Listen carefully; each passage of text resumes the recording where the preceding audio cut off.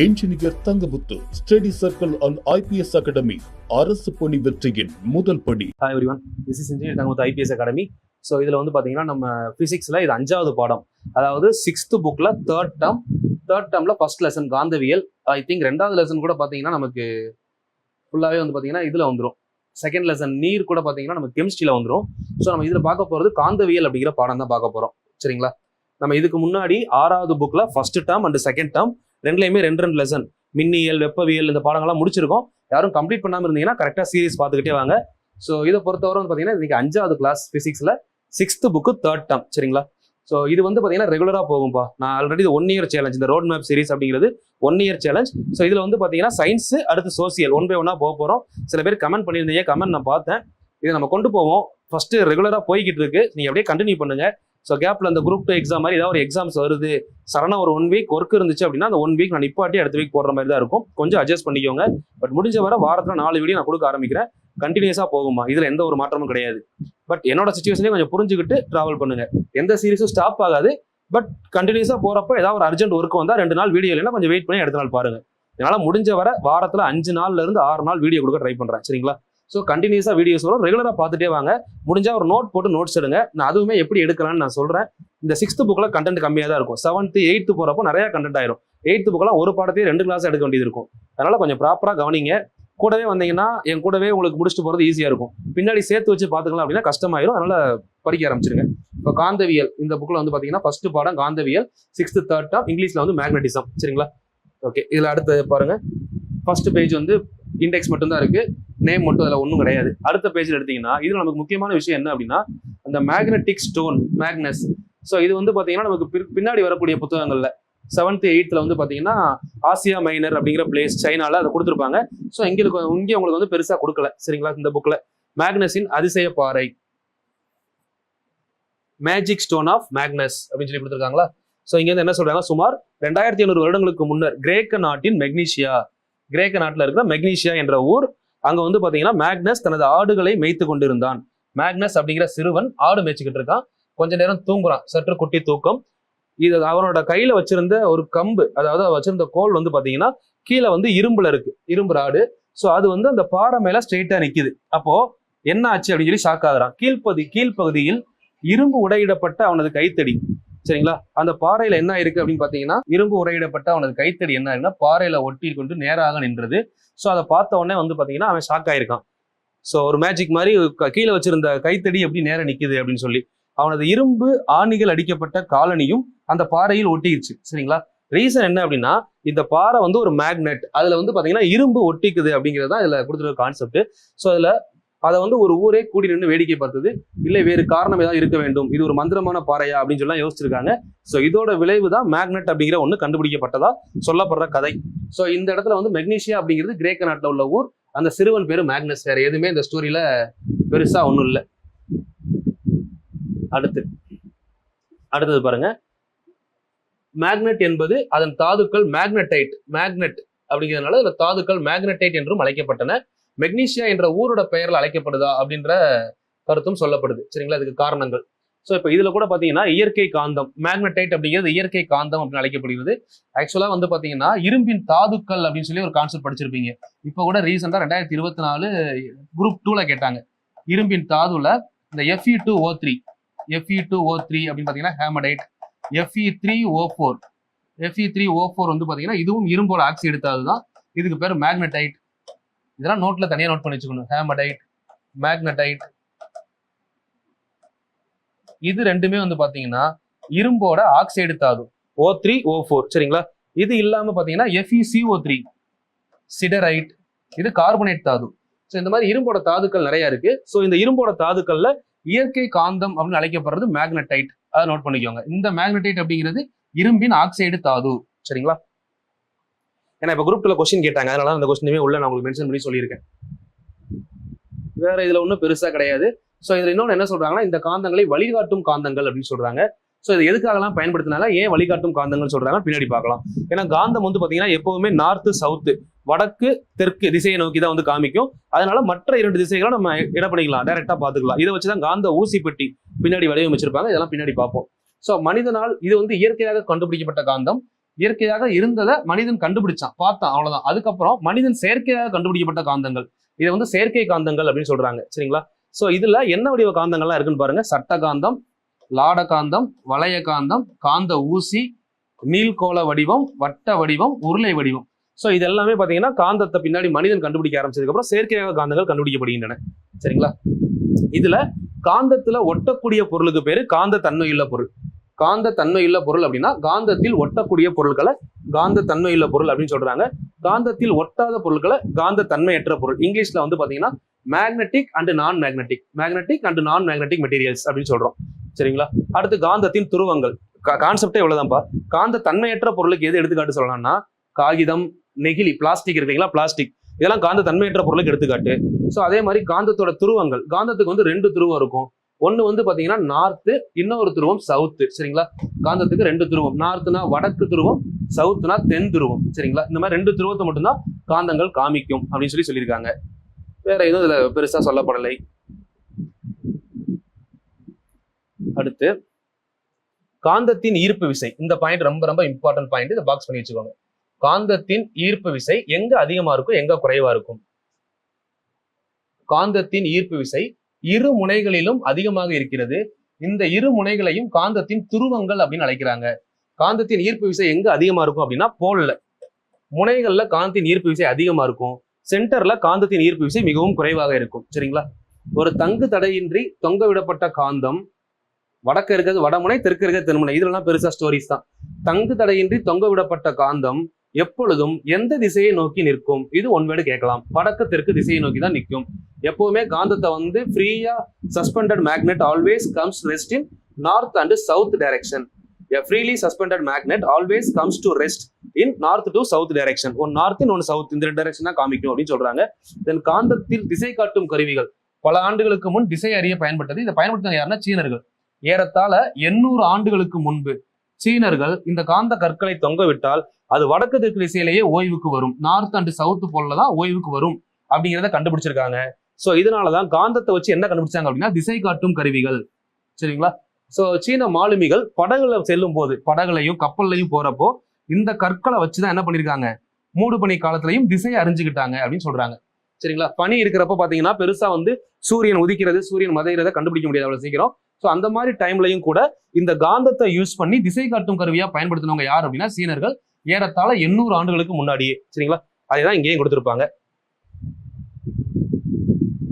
So அதுக்கடுத்து இங்கிலீஷ்ல இந்த பேஜ்ல என்ன சொல்லிட்டாங்கன்னா அட்ராக்ஷன் அண்ட் ரெப்பல்ஷன். அட்ராக்ஷன் அப்படின்னா ஈர்த்தல், ரெப்பல்ஷன் அப்படின்னா விலக்குதல். காந்தத்தோட வெவ்வேறு முனைகள் ஒன்றை ஒன்று ஈர்க்கும், காந்தத்துடைய ஒரே முனைகள், ஓரின முனைகள் ஒன்றை ஒன்று விலக்கும். இதுதான் கான்செப்ட். நார்த்தும் விலக்கும், நார்த்தும் சவுத்தும் ஈர்க்கும். அதான் இங்க சொல்லியிருக்காங்க. ஸோ தமிழ்ல அடுத்த பேஜ்ல சொல்லியிருப்பாங்க. எஸ், இங்க இருக்கு பாத்தீங்களா? காந்தத்தின் காந்த திசை காட்டும் கருவி என்பது திசையை அறிய பயன்படும் காந்த ஊசி பெட்டி. இதுல கொடுத்துருக்காங்களா? இந்த காந்த ஊசி பெட்டி ஒரு சைடு நார்த்து, ஒரு சைடு சவுத், இந்த 2 டைரக்ஷனை வச்சு மற்ற எல்லா டைரக்ஷனும் நம்ம என்ன பண்ண முடியும்? இது ஈஸ்ட், இது வெஸ்ட், இது சவுத் வெஸ்ட், இது சவுத் ஈஸ்ட், இந்த மாதிரி நம்ம எல்லா திசையும் கண்டுபிடிக்க முடியும். இது காந்த ஊசி பெட்டின்னு சொல்லுவாங்க. இந்த காந்த ஊசி பெட்டி எதுக்கு பயன்படுது அப்படின்னா திசை அறிவதற்காக பயன்படுகிறது. அடுத்து கப்பல்கள், விமானங்கள் திசை காட்டும் கருவி பொதுவாக மலை ஏறுவதற்கு இதுக்கெல்லாம் பயன்படுத்த முடியும் அப்படின்னு சொல்றாங்க. ஸோ அடுத்து நம்ம இப்போ இங்கிலீஷ்ல பார்த்தோம்னா அதே கான்செப்ட், ஈர்ப்பு விசை மற்றும் விலக்கு விசை, அட்ராக்ஷன் அண்ட் ரிப்பல்ஷன். அட்ராக்ஷன் அப்படிங்கிறது வெவ்வேறு துருவங்கள், சவுத்து நார்த்து, நார்த்து சவுத்து, இது ஒன்னு என்ன பண்ணும் அப்படின்னு பாத்தீங்கன்னா ஒன்னு அட்ராக்ட் பண்ணும். அதுவே ஒரே துருவம், இதுவும் நார்த்து இதுவும் நார்த்து, ரெண்டுமே நார்த்தா இருந்தா ஒன்றை ஒன்று என்ன பண்ணும் அப்படின்னு பாத்தீங்கன்னா விளக்கும். ரெண்டுமே சவுத்தா இருந்தாலும் ஒன்றை ஒன்று விளக்கும். இதுதான் ஸ்டேட்மெண்ட்ல கொடுத்துருக்காங்க. காந்தத்தின் எதிரெதிர் துருவங்கள் ஒன்றை ஒன்று ஈர்க்கின்றன. இதை ஸ்டேட்மெண்ட் 1 கொடுத்துட்டு ஒத்த துருவங்கள் ஒன்றை ஒன்று விளக்குகின்றன. இது ஸ்டேட்மெண்ட் 2 கொடுக்கலாம். இல்ல எது சரின்னு கேட்கலாம். அதை அப்படியே மாத்தி கூட கொடுக்க முடியும்.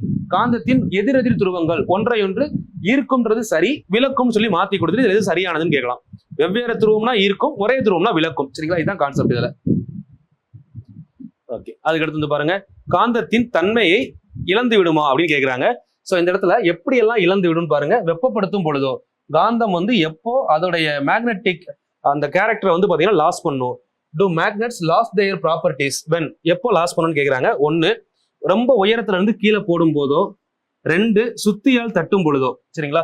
ரொம்ப உயரத்துல இருந்து கீழே போடுறது, சுத்தியால் தட்டும் பொழுது காந்தத்தன்மை இழந்து விடுது. வெப்பப்படுத்துதல், இங்க பாருங்க, வெப்பப்படுத்துதல், கீழே போடுதல், சுத்தியால் தட்டுதல், இந்த 3ஐயும் நோட் பண்ணிக்கலாம். இந்த 3 இடத்துல என்ன ஆகும் அப்படின்னா காந்தம் அதோடைய தன்மையை இழந்து விடும். சரிங்களா? ஓகே, ஸோ அதே தான் இங்கே சொல்லியிருப்பாங்க. காந்தம் எப்போ அதை தன்மை இழந்துவிடும் அப்படின்னு பார்த்தீங்கன்னா when heated வெப்பப்படுத்துதல், when dropped கீழே போடுறது, then when harmed. when hammered அப்படின்னா என்னன்னா, hammered அப்படின்னா சுத்தியால் அடித்தல். இந்த 3 இடத்துல என்ன ஆகுனா காந்தம் தன் தன்மையை இழந்துவிடும் அப்படின்னு சொல்றாங்க. ஸோ அடுத்து இது ப்ரீவியஸ் இயர் கொஸ்டின், கொஞ்சம் நோட் பண்ணியே கூட வச்சுக்கலாம். இதையும் கைபேசி, குறுந்தகடு, கணினி ஆகியவற்றிற்கு அருகில். கைபேசி, குறுந்தகடு, கைபேசினா என்ன சொல்றோம், மொபைல் போன்ஸ், சரிங்களா. மேக்னெட் ப்ராப்பர்ட்டி எப்போலாம் லாஸ் பண்ணணும்னு பாருங்க, mobile phone, cellphone, computer and DVDs. So இங்கே அதான் சொல்லியிருக்காங்க, கைபேசி, கணினி, குறுந்தகடு இதுக்கு அருகில காந்தங்களை கொண்டு சென்று வைத்தால் காந்தம் காந்தத்தன்மை இழந்துவிடும், அந்த பொருட்களும் பாதிப்புக்கு உள்ளாகும். இந்த டூ யூ நோ நோட் பண்ணிக்கோங்க. எதுக்கிட்டலாம் கொண்டு போய் வைக்கும் போது காந்தம் காந்தத்தன்மை இழந்துவிடும், cellphone, computer, DVDs. those objects will also get affected by the magnetic field. magnet lost their properties when they are placed nearby these things. சரிங்களா, பக்கத்துல கொண்டு போகும்போது அதுவே அதோட காந்தத்தன்மை இழந்துரும், அந்த பொருட்களும் அதனால என்ன ஆகும் பார்த்தீங்கன்னா பாதிக்கப்படும் அப்படின்னு சொல்லியிருக்காங்க. சரிங்களா. தென் காந்தங்களை எப்படி எல்லாம் பாதுகாக்கலாம். ஸோ முக்கியமான பாயிண்ட் ஸ்டோரேஜ் ஆஃப் மேக்னெட்ஸ் அப்படின்னு சொல்லி இங்கிலீஷ்ல கொடுத்துருக்காங்களா. ஸ்டோரேஜ் ஆஃப் மேக்னெட்ஸ், காந்தங்களை எப்படி எல்லாம் பாதுகாக்கலாம் நோட் பண்ணிக்கோங்க. காந்தங்களை சரியான முறையில் பாதுகாக்கவில்லை என்றால் காந்தத்தன்மை இழந்துவிடும். காந்தத்தன்மை இழந்துடாமல் பாதுகாக்க 2 சட்ட காந்தங்களின் எதிரெதிர் முனைகளில் ஒன்றையொன்று பார்ப்பது போல இணையாக வைத்து, சரிங்களா, அதாவது இப்ப நார்த்து சவுத்னா சவுத்து நார்த் இப்படி இணையாக வைத்து அவற்றிற்கிடையில் மரக்கட்டையை வைத்து பாதுகாக்கலாம். இதை ஸ்டேட்மெண்ட் 1 கொடுக்கலாம். சரிங்களா. தேனிரும்பு, 2 தேனிரும்பு துண்டுகளை காந்தங்களின் முனைகளுக்கு குறுக்கே படத்தில் உள்ளது போல் வைத்தால் சட்ட காந்தங்களை பாதுகாப்பாக வைக்க முடியும். இதையும் நோட் பண்ணிக்கலாம். இதன் லாட வடிவ காந்தத்தை 2 முனைகளுக்கு குறுக்கே தேனிரும்பு துண்டை வைத்து பாதுகாக்கலாம். இதெல்லாம் பாதுகாக்கக்கூடிய முறைகள். சரிங்களா. எப்படி ஸ்டோர் பண்ணலாம், 2 பீசஸ் 2 பீசஸ் எப்படி ஸ்டோர் பண்ணலாம் கொடுத்துருக்காங்க. ஸ்டோரேஜ் ஆஃப் மேக்னெட் பார்த்துக்கோங்க. இந்த மாதிரி ஆப்போசிட் பேசஸ் நடுவில் மரக்கட்டையை வச்சு பாதுகாக்கலாம். இந்த மாதிரி ஒரு லாட வடிவ காந்தத்துக்கு கீழேகளும் கட்டையை வச்சு பிளேஸ் பண்ணி பாதுகாக்கலாம். சரிங்களா, காந்தத்தன்மை இழக்காம. தென் அதுக்கப்புறம் யூசேஜ் ஆஃப் மேக்னெட். மேக்னெட்டோட யூசேஜ் எங்கெல்லாம் இருக்குன்னு பாருங்க. ஃபர்ஸ்ட் ஒலிப்பான். ஒலிப்பான் அப்படின்னா என்னது, இங்கிலீஷ்ல ஸ்பீக்கர். இதெல்லாம் இங்கிலீஷ்லேயே படிச்சீங்கன்னா கூட புரியும் உங்களுக்கு. மின் மோட்டார் அப்படின்னா என்னது, எலக்ட்ரானிக் மோட்டார்ஸ். இது சம் டோர் லாக்கர்ஸ், கதவு தாழ்பால்கள். தென் பேக்ல இருக்கக்கூடிய இந்த பட்டன்ஸ் இருக்கு இல்லைங்களா, க்ளோஸ் பண்ற பட்டன் சிஸ்டம். ஸோ இதுலயும் என்ன பண்றாங்க, மேக்னெட் யூஸ் பண்றாங்க. தென் ஒரு சில பொம்மைகள்ல யூஸ் பண்றாங்க. காந்த திசை காட்டிகள், டைரக்ஷன் இண்டிகேட்டர்ல யூஸ் பண்றாங்களா, காம்பஸ் அப்படின்னு சொல்லுவோம். தென் பென்சில் பெட்டி, பென்சிலை போட்டு வைக்கிற பாக்ஸ்ல டப்பா அந்த பாக்ஸை க்ளோஸ் பண்றதுக்கு மேக்னெட் யூஸ் பண்றாங்க, அது பென்சில் பாக்ஸஸ். தென் ஸ்டிக்கர்ஸ் ஆர் ரெஃப்ரிஜரேட்டர், ரெஃப்ரிஜரேட்டர்ல இப்போ ஒட்டக்கூடிய ஸ்டிக்கர்ஸ்ல யூஸ் பண்றாங்க. தென் அதுக்கப்புறம் பாத்தீங்கன்னா கைபேசி உரைகள், நம்ம போன் யூஸ் பண்றோம் இல்லைங்களா, போனோட கவர்ல மேக்னெட் யூஸ் பண்றோம். தென் பின் ஹோல்டர்ஸ், அதுல மேக்னெட் யூஸ் பண்றோம். தென் மின் தூக்கிகள், சரிங்களா, பெரிய பெரிய கிரெயின்ஸ் எல்லாம் வந்து பாத்தீங்கன்னா யூஸ் பண்றாங்க, மேக்னெட்டிக் கிரெயின். இது எல்லாமே காந்தத்தின் பயன்பாடுகள். இதுல கொஸ்டினே இவ்வளவுதான், இதுல இருந்தா கேட்க முடியும். பெருசா அந்த படத்தை கொஸ்டின்ஸ் சொல்லி கேட்கிற அளவுக்கு பெருசா இல்லை, இவ்வளவுதான். ஸோ இது இன்றைய அறிவியல்ல காந்தம் எங்க யூஸ் ஆகுது அப்படின்னு பாத்தீங்கன்னா, சிம்பிளா சொல்லணும்னா புல்லட் ட்ரெயின்ஸ், அவ்வளவுதான், பறக்கும் ரயில்ல யூஸ் ஆகுது. ஸோ இது ஒரு எக்ஸ்பெரிமெண்ட், சும்மா ஸ்கூல் ஸ்டூடெண்ட்ஸுக்கு ப்ராக்டிகலுக்காக பண்ணது. சரிங்களா. இந்த இடத்துல நமக்கு என்ன முக்கியம்னா, எதுக்கு கீழே எது வரும், நிலை நிறுத்துதல் அப்படின்னா இங்கிலீஷ்ல என்னன்னு பாருங்க. நிலை நிறுத்துதல் அப்படின்னா லெவிடேஷன். லெவிடேஷன் அப்படின்னா என்ன மீனிங்னா நிலை நிறுத்துதல். அண்ட் முன் செல்லுதல், மூவ் பண்றதுக்கு என்ன அப்படின்னா ப்ரொபல்ஷன். Propulsion and levitation. ஓகேங்களா. ஒரு ட்ரெயினை ஸ்டாப் பண்றதுக்கு அண்ட் மூவ் பண்றதுக்கு ரெண்டுக்கும் என்ன காரணம், ஒரே ஒரு துருவங்கள், ரெண்டும் ஒரே ஓரின துருவங்களா இருந்தா என்ன பண்ணும், ஒன்றை ஒன்று விளக்கும். இது ஸ்டாப் பண்றதுக்கு 10 சென்டிமீட்டர் உயரத்துல அப்படியே நிப்பாட்டி வைக்கிறதுக்கு. சரிங்களா. அதுக்கப்புறம் வெவ்வேறு துருவங்கள் ஒன்றை ஒன்று இருக்கும். அப்ப இது என்ன ஆகும்னா, இதுக்கு அப்புறம் இப்ப இது முன்னாடி இருக்கு, இதுக்கு அப்புறம் வர்றது சவுத்தா இருக்குன்னு வைங்களேன். இங்க இருந்து ஆப்போசிட் துருவம் ஒன்று இருக்குமா, ஸோ மூவ் ஆகும். ஸோ ஒரே ஒரு துருவத்தோட நிப்பாட்டிட்டா ட்ரெயின் ஸ்டாப் ஆயிரும். அடுத்து ட்ரெயினை மூவ் பண்ண வைக்கிறதுக்கு ப்ரொபல்ஷன், இதுக்கான காரணங்கள் கொடுத்துருக்காங்கப்பா. இப்போ நார்த்து போல் கீழே சவுத்து போல் மாறி மாறி இருக்குன்னு வைங்களேன். அப்ப என்ன ஆரம்பிக்கும், அடுத்தடுத்த இலக்கம் நோக்கி மூவ் ஆக ஆரம்பிக்கும். ஸோ மூவ் ஆகும்போது என்ன ஆகும் அப்படின்னு பார்த்தீங்கன்னா ரன் ஆக ஆரம்பிக்கும். சரிங்களா. இதுவே கடைசியா ரெண்டும் ஒரே துருவம் வர்றப்ப என்ன ஆயிரும்னா ஸ்டாப் ஆயிரும். அதான் ப்ரொபல்ஷன் அண்ட் லெவிடேஷன் அப்படின்னு சொல்லி கொடுத்துருக்காங்க. இதோட சிறப்பம்சங்கள் என்ன, ஸ்பெஷாலிட்டி, கீ ஃபீச்சர்ஸ் என்ன அப்படின்னா, நோ ஃப்ரிக்ஷன். ஏன்னா ரெண்டுமே வந்து ஒட்டலைல 10 சென்டிமீட்டர் உயரத்துல இருக்கிறதுனால இங்க என்ன ஆகுது, உராய்வு இல்லை, உராய்வு கிடையாது, ஃப்ரிக்ஷன் கிடையாது. ரெண்டாவது ஹை ஸ்பீடு, நல்ல வேகமாக செல்லக்கூடியது. தென் இதுல இரைச்சல் இருக்கா அப்படின்னா நாய்ஸே கிடையாது, இரைச்சல் இல்லை. சரிங்களா. உராய்வு இல்லை, இரைச்சல் இல்லை. ஸோ அதனால என்ன கிடையாது, நாய்ஸ் பொல்யூஷனும் கிடையாது, டேமேஜ் ஆகாது, அதோட டிஸ்கிரிப்டிவ் இந்த வேல்யூவும் குறையாது. சரிங்களா. அது லேட்டாக ஒவ்வொரு பொருளையும் தேய்மானம் ஏற்படும். இதுல தேய்மானம் அப்படிங்கிறதே கிடையாது. தென் இதோட வேகம் வந்து ரொம்ப ஹையா இருக்குன்னு சொல்றாங்க. இப்போ அதிகமா எந்தெந்த நாட்டில் ஃபாலோ பண்றாங்கன்னா சைனா, ஜப்பான், தென்கொரியா. சைனா, ஜப்பான், சவுத் கொரியா இந்த 3 இடத்துல யூஸ் பண்றாங்க. ஸோ நெக்ஸ்ட் வந்து பாத்தீங்கன்னா இந்தியாவில் Mumbai to Delhi, Mumbai to Nagpur, Chennai to Bangalore, Mumbai to Delhi, Mumbai to Nagpur, Chennai, Bangalore, Mysore இந்த ரூட்டுக்கு ப்ரொபோஸ் பண்ணிருக்காங்கன்னு சொல்றாங்க. இனிமே தான் ப்ரொபோசல் பண்ணிருக்காங்க, கன்சிடர் பண்ண போறாங்க. ஸோ இதுல நம்ம பார்த்த சீனா, ஜப்பான், தென்கொரியா இதோட ஸ்பீட் லிமிட் என்ன, ஸோ அதோட அதிகபட்சமான நடைமுறை இயக்க வேகம் என்ன, சாதனை வேகம் என்ன, ரெண்டையும் பார்க்கணும். சரிங்களா? இப்போ அதிகபட்சமா ஜப்பான்ல வந்து பாத்தீங்கன்னா எஸ்சி மேக்லே அப்படிங்கிறது 320 km/h, 320 km/h அதோடைய நார்மல் வேகம், நார்மலா போறது. சாதனை வேகம் அப்படின்னா அதுக்கு கொடுத்துருக்க சாதனை மேக்சிமம் எவ்வளவு போயிருக்குன்னா 603 km/h, 1 ஹவருக்கு 603 km போயிருக்கு. சைனால வந்து பாத்தீங்கன்னா 350 km, பட் அது சாதனை வேகமே பாத்தீங்கன்னா 501 வரை போயிருக்கு அதிகபட்சம். நார்மலா மூவ் ஆகிறது 350.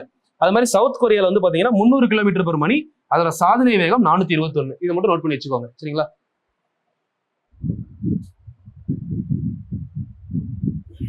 இந்த இடத்துல இது மட்டும் தான் உங்களுக்கு ப்ராப்பர்ட்டி வைஸ் பார்த்தோம்னா. ஸோ இதோட வந்து பாத்தீங்கன்னா டைரக்ட் கான்செப்ட் எல்லாமே முடிஞ்சது. மின் தொடர் வண்டி எப்படி வேலை செய்யுதுன்னு சொல்லி கொடுத்துருக்காங்க. ஸோ என்ன வேகத்துல போகுது, சீனா, ஜப்பான், தென்கொரியா நாடுகள் பயன்படுத்தப்படுது, இவ்வளவுதான் கான்செப்ட். ஸோ இதுல வந்து பாத்தீங்கன்னா பாயிண்ட்ஸ் டு ரிமெம்பர்ல பாருங்க. காந்தத்தன்மையுடைய தாது மேக்னடைட் என்று அழைக்கப்படுகிறது. மேக்னடைட் இயற்கை காந்தம் என்றும் அழைக்கப்படுகிறது. காந்தத்தன்மையுள்ள தாது, the natural magnet is called magnetites, they are called magnetic stone அப்படின்னு சொல்றாங்க. தென் அது மாதிரி பூமி ஒரு இயற்கை காந்தம் அப்படின்னு சொன்னவர் யார் அப்படின்னா வில்லியம் கில்பர்ட் தான் பூமி ஒரு இயற்கை காந்தம் சொல்லிடுவாரு. மனிதனால் தயாரிக்கப்பட்ட காந்தங்கள் செயற்கை காந்தங்கள் என்று அழைக்கப்படுகின்றன. காந்தத்தால் ஈர்க்கக்கூடிய பொருள், அதாவது மனிதன் தயாரிக்கப்பட்டது man-made magnets are called artificial magnet. சரிங்களா? காந்தத்தால் ஈர்க்கப்படக்கூடிய பொருட்கள் காந்த தன்மையுள்ள பொருட்கள் என்று அழைக்கப்படுகின்றன. தி substance which are attracted by magnet that is called magnetic substance. காந்தத்தால் கவரக்கூடிய பொருட்கள் அப்படின்னு சொல்றாங்க. காந்தத்தால் ஈர்க்கப்படாத பொருட்கள் காந்த தன்மையற்ற பொருட்கள் அப்படின்னு சொல்றாங்க. தி substance which are not attracted by magnet that is called non-magnetic substance. மேக்னெட்டால் அட்ராக்ட் ஆகல அப்படின்னா நான் மேக்னெட்டிக் சப்ஸ்டன்ஸ் அப்படின்னு சொல்றாங்க. தங்கு தடையின்றி தொங்க விடப்பட்டுள்ள காந்தமானது எப்பொழுதும் எந்த திசையை நோக்கி நிற்கும் அப்படின்னு கேட்டீங்கன்னா வடக்கு தெற்கு திசையை நோக்கி தான் நிற்கும். Freely suspended magnet always comes to rest in north to south direction. சரிங்களா? நெக்ஸ்ட் ஒன், வடக்கே நோக்கும் முனையானது வட துருவம், தெற்கே நோக்கும் முனையானது தென் துருவம். இதெல்லாம் டைரக்ட் ஒன்வர்ட்ஸ் தான். The end of magnet that points to the north is called north pole. The end of the points to south is called south pole. எந்த டைரக்ஷன் டினோட் பண்ணுதோ அதான் போல் அப்படின்னு சொல்லி குறிக்கிறோம். இதுல எங்க வந்து பாத்தீங்கன்னா காந்தத்தன்மை அதிகமா இருக்கும்னா போல்ல தான் அதிகமா இருக்கும், சென்டர்ல கம்மியா இருக்கும். சரிங்களா? காந்த திசை காட்டும் கருவி என்பது திசையை அறிய உதவும் காந்த ஊசி பெட்டி ஆகும். திசை காட்டும் கருவி அப்படிங்கிறது காந்த ஊசி பெட்டி, காம்பஸ் அப்படின்னு நம்ம படிச்சிருப்போம். The compass is an instrument which is used to find the directions by use of magnet. சரிங்களா? The compass is an instrument which is used to find the direction by use of magnet. Okay, north and south direction based. The காந்தத்தின் எதிரெதிர் துருவங்கள் ஒன்றை ஒன்று ஈர்க்கின்றன, ஒத்த துருவங்கள் ஒன்றை ஒன்று விலக்குகின்றன. Like poles are repel each other and unlike poles are attract each other. வெவ்வேறு துருவங்கள் ஒன்றை ஒன்று ஈர்க்கும், ஒரே துருவங்கள் ஒன்றை ஒன்று விலக்கும். சரிங்களா? Then many countries taken effort to this trains. So இது ஆல்ரெடி பார்த்ததா? சாரி, இது வந்து வெப்பப்படுத்தும் போதோ உயரத்துல இருந்து கீழே விழும்போதோ சுத்தியால் தட்டும் போதோ காந்தத்தன்மையை இழக்கிறது அப்படின்னு சொல்றாங்க. The magnet loses their properties if they are heated or dropped from the height or hit with a hammer. So சுத்தியால் அடிக்கும் போதோ வெப்பப்படுத்தும் போதோ மேல இருந்து கீழே போடும்போது என்ன ஆகுதுன்னா காந்தத்தன்மை இழந்துரும் அப்படின்னு சொல்லியிருக்காங்க. சரிங்களா? ஸோ இதோட பாயிண்ட்ஸ் டு ரிமெம்பர் முடிஞ்சது. ஸோ இதுக்கப்புறம் புக் பேக் கொஸ்டினுக்கான ஆன்சர்ஸ் பார்த்துடலாமா? பார்த்தோம்னா இந்த பாடம் கம்ப்ளீட்டட். காந்தத்தால் ஈர்க்கப்படும் பொருள் எதை சொல்லலாம்? நம்ம காந்தத்தால் ஈர்க்கப்படும் பொருள் ஊசி சொல்லலாமா? காந்தத்தால் ஈர்க்கப்படும் பொருள் ஊசி, பிளைன் பின்ஸ். ஓகே, அடுத்து மாலுமி திசை காட்டும் கருவிகளை முதலாக பயன்படுத்தியவர்கள் சீனர்கள். Option C, Chinese. தங்கு தடையின்றி தொங்கவிடப்பட்ட காந்தம் எப்பொழுதும் எந்த திசையில் இருக்கும் அப்படின்னு கேட்டீங்கன்னா வடக்கு தெற்கு. Option C, north and south. Option D. சரிங்களா? காந்தங்கள் தன் காந்தத்தன்மை இழக்க காரணம் எதுக்கு? காந்தத்தன்மை எப்படி இழக்கும்? சுத்தியால் தட்டுவதால், இல்ல வெப்ப பண்ணணும், இல்ல ஹீட் பண்ணணும், இல்ல டிராப் பண்ணணும் மேல இருந்து கீழே. ஸோ இந்த இடத்துல வந்து பாத்தீங்கன்னா வேற எதுவுமே வரல. Hit with hammer is correct answer. 3 சொல்லியிருக்கோம், 3 பார்த்துருக்கோம்ல. வெப்பப்படுத்துறது, மேல இருந்து கீழே போடுறது, இல்ல சுத்தியால தட்டுறது. இங்கே அது ஒண்ணு மட்டும் தான் இருக்கு. காந்த ஊசி பெட்டியை பயன்படுத்தி நம்ம எதை அறிந்து கொள்ள முடியும் அப்படின்னா திசையை அறிந்து கொள்ள முடியும். The compass is instrument which is used to find the direction by the use of magnet அப்படின்னு பார்த்தோமா? ஸோ அதுல தான் வந்திருக்கும். Mariner compass is used to find the direction. The next என்ன கொடுத்துருக்காங்கன்னு பாருங்க. The artificial magnet are made in a different shapes such as என்னென்ன ஷேப்லாம் இருக்கும்? லாட காந்தம், உருளை வடிவ காந்தம், வட்ட வடிவ காந்தம், எல்லாமே பார்த்தோம் இல்லைங்களா? இது எல்லாமே வந்து பாத்தீங்கன்னா செயற்கை காந்தம். லாடம், வட்டம், உருளை. காந்தத்தால் ஈர்க்கப்படும் பொருள், காந்த தன்மையுள்ள பொருள். காந்தத்தால் ஈர்க்கப்படும் பொருள் என்ன சொல்றோம்? காந்த தன்மையுள்ள பொருள், மேக்னெட்டிக். சரிங்களா? நான் மேக்னெட்டிக்னா காந்த தன்மையற்ற. காகிதம் நான் மேக்னெட்டிக். பேப்பர் அப்படிங்கிறது என்னதுன்னு கேட்டீங்கன்னா நான் மேக்னெட்டிக். கொஸ்டின் நம்பர் 3 வந்து paper is not a magnetic material. காகிதம் காந்த தன்மையுள்ள பொருள் அல்ல. காந்த தன்மையுள்ள அப்படின்னு எழுதணும். ஏன்னா பொருள் அல்ல நெகட்டிவ் இங்க கொடுத்துட்டாங்க. காந்த தன்மையுள்ள பொருள் அல்ல. பழங்கால மாலுமிகள் திசையை கண்டறிய தங்கள் கப்பல்களில் ஒரு சிறிய காந்த கட்டிகளை தொங்கவிட்டிருந்தனர். காந்த கட்டிகளை தொங்கவிட்டிருந்தனர். Magnet, piece of magnet. காந்தத்திற்கு எப்பொழுதும் எத்தனை துருவங்கள் இருக்கும்? 2 துருவங்கள் இருக்கும். 2 துருவம் அல்லது வடக்கு தெற்கு, நார்த் சவுத், வடக்கு தெற்கு துருவங்கள் இருக்கும் அல்லது 2 துருவங்கள் இருக்கும். Always is a north and south pole. உருளை வடிவ காந்தத்திற்கு ஒரு துருவம் மட்டுமே உள்ளது. இது தவறு. என்ன காந்தமா இருந்தாலும் நார்த் அண்ட் சவுத் போல் இருக்கும். So first one is wrong. A cylindrical magnet have only one pole is not wrong. Any magnet, if you take any magnet, the magnet having 2 directions. One is north, another one is south pole. காந்தத்தின் ஒத்த துருவங்கள் ஒன்றையொன்று என்ன பண்ணுன்னு சொல்றாங்க? விளக்கும். Like poles or similar poles or like poles, magnet repel each other. Correct. சரிங்களா? வேற துருவங்களா இருந்தா நான் லைக் போல்ஸா இருந்துச்சு என்ன ஆகும் அப்படின்னா ஒண்ணு ஈர்க்கும். லைக் போர்ஸா இருந்தா ஒண்ணு விளக்கும். சரிங்களா? லைக் அன்லைக் ரெண்டு பாத்துக்கோங்க. காந்தத்தினை இரும்பு துகள்களுக்கு அருகே கொண்டு செல்லும் போது அதிக அளவிலான துகள்கள் காந்தத்தின் மையப்பகுதியில் ஒட்டி கொள்கின்றன. தவறு. எக்ஸாக்டா. ஏன்னா காந்தத்தோட அதிகமான தன்மை எங்க இருக்கும் அப்படின்னு பாத்தீங்கன்னா ஃபில்லிங் தி மிடில் ஆஃப் பார் கிடையாது, போல் ஆஃப் பார் துருவங்கள்ல தான் அதிகமா இருக்கும். சரிங்களா? அப்ப 3வது ஸ்டேட்மெண்ட் தப்பு. 4வது ஸ்டேட்மெண்ட் காந்த ஊசியினை பயன்படுத்தி கிழக்கு மேற்கு திசையை அறிய முடியும். தவறு. காந்த ஊசியினை பயன்படுத்தி வடக்கு தெற்கு முறையை அறிய முடியும். சரிங்களா? Compass can be used to find east west direction at any place. அதுல வந்து பாத்தீங்கன்னா தவறு. நார்த் சவுத் கண்டுபிடிக்கலாம். பட் அந்த நார்த் சவுத்தை வச்சு மத்த ரெண்டா நம்ம என்ன பண்ணலாம்? டிஃபைன் பண்ணிக்கலாம். ரப்பர் ஒரு காந்த பொருள். தவறு. ரப்பர் இஸ் நாட் நான் magnetic material. It's not a magnetic material, நான் மேக்னெட்டிக் மெட்டீரியல். காந்த திசை காட்டி எதுல பயன்படுதுன்னு கேட்டீங்கன்னா காந்த ஊசி பெட்டி. ஈர்ப்பு எதிரெதிர் துருவங்கள் ஒன்றையொன்று ஈர்க்கும். ஒரே துருவம் ஒன்றையொன்று விளக்கும். காந்த துருவங்கள்ல அதிகமான காந்த வலிமை காணப்படும். சரிங்களா? அப்ப இங்கிலீஷ்ல வந்தோம்னா compass is a magnetic needle. Attraction is unlike forces, opposite poles சொல்லலாமா? Repulsion like poles. Magnetic pole is maximum magnetic strength, minimum in centre. சரிங்களா? Maximum in north and south poles. போல்ஸ்ல எப்பவுமே வந்து பாத்தீங்கன்னா ஹையா இருக்கும், சென்டர்ல லோவா இருக்கும். ஓகே, அவ்வளவுதான். ஐ திங்க் காந்தவியல் பாடம் முடிச்சிட்டோம். ஸோ அது மாதிரி பாத்தீங்கன்னா கீழே கான்செப்ட் முடிஞ்சதுமா. இதுக்கப்புறம் நம்ம சேனல் சப்ஸ்கிரைப் பண்ணாலும் சப்ஸ்கிரைப் பண்ணிக்கோங்க. Maths by engineer Thangamuthu channel, இது engineer Thangamuthu central Sarkar and IPS academy 3மே சப்ஸ்கிரைப் பண்ணுங்க. இந்த சென்ட்ரல் சர்க்கார் அப்படிங்கிற சேனல்ல தான் உங்களுக்கு எஸ்எஸ்சி அண்ட் ரயில்வே என்டிபிசிக்கான வீடியோஸ் அண்ட் கிளாஸஸ் போய்கிட்டு இருக்கு. தேவைப்படுறவங்க சப்ஸ்கிரைப் பண்ணிட்டு ஃபாலோ பண்ணுங்க. அது இல்லாம நம்ம Telegram channel and WhatsApp channel ரெண்டுமே வந்து பாத்தீங்கன்னா இன்ஜினியர் தங்கமுத்து ஐபிஎஸ் அகாடமி அப்படின்னு இருக்கும். ஸோ இது வரைக்கும் ஃபாலோ பண்ணிக்கோங்க. கீழே டிஸ்கிரிப்ஷன்ல லிங்க் கொடுத்துருக்கேன். உங்களுக்கு வாட்ஸ்அப் லிங்க்கும் இருக்கு, வாட்ஸ்அப் சேனல் லிங்க் இருக்கு, பிளஸ் இது டெலகிராம் லிங்க்குமே இருக்கு. எல்லாத்தையும் ஜாயின் பண்ணிக்கோங்க. வாட்ஸ்அப்ல குரூப் லிங்க் தனியாக கொடுத்துருக்கேன். இந்த வீடியோக்கான பிடிஎஃப் வந்து நான் குரூப்ல கொடுத்துருவேன். இது வரைக்கும் 3 பிடிஎஃப் போட்டிருக்கோம். 4 பிடிஎஃப் கொடுத்துருக்கோம். அது 5வது பிடிஎஃப். இதுவும் குரூப்ல வந்துடும். உங்களுக்கு எடுத்து யூஸ் பண்றப்ப ஈஸியா இருக்கும். இப்போ உங்களுக்கு பாக்குறதுக்கு ஒரு வீடியோ 2 வீடியோ மாதிரி தெரியும். ஆல்மோஸ்ட் நான் முடிக்கும் போது பாத்தீங்கன்னா கிட்டத்தட்ட 200 வீடியோ தாண்டி போகுது. மேக்ஸ் இப்படிதான் ஆரம்பிச்சோம். 80 வீடியோக்கு மேல தாண்டி போய்கிட்டு இருக்கும். ஸோ இதுவும் கிராஜுவலா போகும். மேக்ஸ்ல அடுத்து ரீசனிங் வீடியோ வர ஆரம்பிக்கும். அந்த சேனலையும் அப்படியே ரெகுலரா ஃபாலோ பண்ணுங்க. ஏதாவது டவுட்ஸ் இருந்தாலும் கீழே கமெண்ட் பண்ணுங்க. ஒரு வாரத்துக்கு 4 வீடியோ எக்ஸ்பெக்ட் பண்ணுங்க. கண்டிப்பா 4 வீடியோ மினிமம் கொடுப்பேன். ஒரு சில வாரம் எனக்கு எக்ஸ்ட்ரா டைம் இருந்தா கூட 2 வீடியோ 6 வீடியோ வரைக்கும் கொடுக்கலாம். ஸோ சயின்ஸ் இப்படியே போய்கிட்டு இருக்கும். நீங்க கேட்டதுனால இதுக்கு கேப்ல ஏதாவது டைம் இருக்கிறப்போ சோசியல் வீடியோ உள்ள கொடுக்க ஆரம்பிக்கிறேன். சரிங்களா? ஸோ நீங்க ரெகுலரா மட்டும் ஃபாலோ பண்ணுங்க. உங்களுக்கு அடுத்தடுத்து என்ன வேணும்னு கேளுங்க. உங்களுக்கு என்னால முடிஞ்ச சப்போர்ட் நான் பண்ணிக்கிட்டே இருக்கேன். கன்சிஸ்டன்டா ஒர்க் பண்ணுங்க. அடுத்த கால் ஃபார் எப்போதெல்லாம் யோசிக்காதீங்க. நீங்க படிக்கிறத பண்ணிக்கிட்டே இருங்க. கண்டிப்பா சக்சஸ் ஆகலாம். சரிங்களா? தேங்க்யூமா. Thank you. All the very best.